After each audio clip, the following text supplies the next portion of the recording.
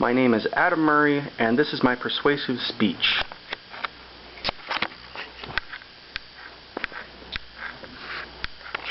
No one will debate that professional sports are a part of today's society. However, not many people think that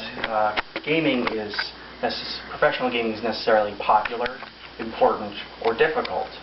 I may not be a professional gamer, but I know just how difficult it can be to do what these guys do on a daily basis.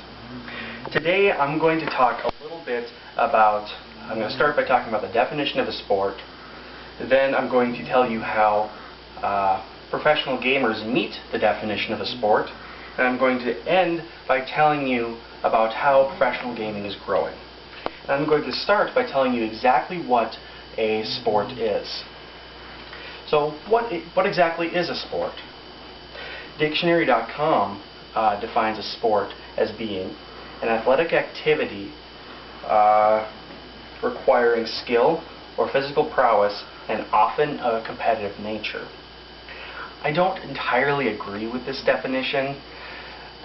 So the way that I would define a professional sport would be it must have a skill gap, it must involve some sort of training, and it must be the occupation of the athlete. What I mean by skill gap is that the athlete can challenge any person off the street and they would win.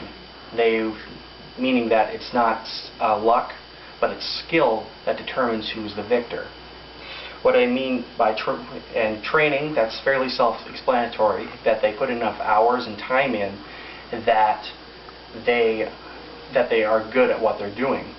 And by being the occupation, that means that they don't have to take a second job just to make it by, that they can make a living off of what they're doing.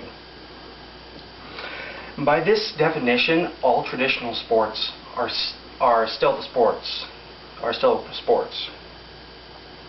Now that I've talked a little bit about the definition of a sport, I'm going to tell you how professional gamers meet this definition. But before I do that, I am going to show you a video of Nada.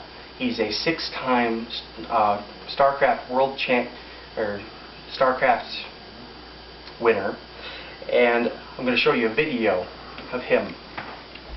Alright, in this video I want you to be paying attention to his hands. And you see how fast his hands are moving? APM, actions per minute, is a scale used to determine generally how good a StarCraft player is. And for a professional StarCraft player, it's usually 200 is about the lowest that a professional StarCraft player has for actions per minute, which is either a button click or a mouse click. And as you probably can't see very well, but every single time he's pressing a key or clicking his mouse, it has meaning behind it. He's not just doing that for no reason. And to show that professional gaming meets my definition, I will explain skill gap. Jonathan Wendell is a perfect example of skill gap. In an article written by Ronald Grover, he says that he, Jonathan Wendell, strutted onto a stage and faced all comers in the first-person shooter Quake 4.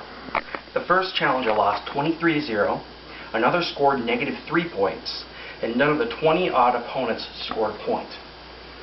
This is a very good example of skill gap, because none of the people off the street could even score a point against this professional gamer. And to demonstrate training, I will quote an article written by John Robinson on ESPN's website. In it, he says, "Many pro teams are living in game houses together, and they're spending 12 to 14 hours a day practicing. That is a lot of time to keep up this type of activity." And to show how professional gaming can be a full-time job, I will tell you a little bit about how professional gamers are paid. In the same article written by John Robinson, he says that professional League of Legends players are paid salaries to compete on teams. And these salaries are meant to help pay for living expenses and travel expenses, in addition to sponsor revenue and cash from tournaments, which is their main source of income. Now that I've shown you how esports meets the definition of a sport, I'm going to tell you how esports is growing. Esports only recently arrived on the scene, but it has exploded in popularity. And to make my point, I'm going to paraphrase from an article written by Paul Tassi. In 2011, on the MLG Pro Circuit, which is a very large tournament in professional gaming, in one weekend there were 3.6 million hours of video consumed. However, in 2012, on the same weekend during the same tournament, there were 5.4 million hours of video consumed. This is an increase of 50%, which is a very significant number in just 1 year. And in a different article written by Paul Tassi, talking about participation in a single event, as a championship event, there were 8,000 people packed into an arena, while another 1 million people were watching this online. That is a very significant amount of people to be interested in one event.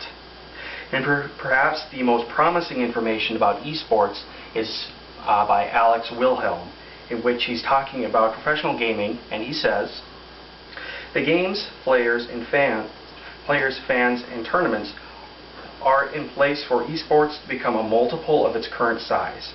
2013 will perhaps be the year we find out if competitive gaming can muster and execute its full potential.